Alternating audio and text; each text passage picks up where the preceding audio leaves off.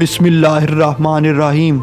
کس قدر طاقتور ہوتا ہے وہ شخص جس کے خلاف ایک دوسرے سے نفرت کرنے والے اکٹھے ہو جائیں۔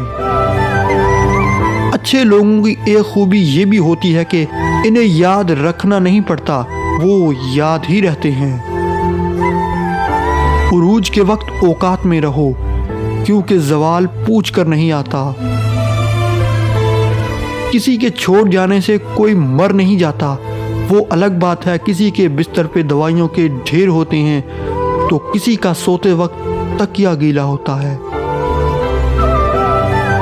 کیا تم نے کبھی سوچا ہے کتنی تکلیف، کتنا درد، کتنی اذیت ہو اس دل میں جو اس لڑکی کے سینے میں دھڑکتا ہے، جو کبھی رو رو کر تمہیں اپنے اللہ سے مانگتی تھی، جو نمازوں اور دعاؤں میں تمہیں مانگتی تھی، وہی لڑکی اب تمہارے رویے کی وجہ سے گڑ گڑا کر اپنے اللہ سے تمہیں بھولنے کی دعا کرتی ہے۔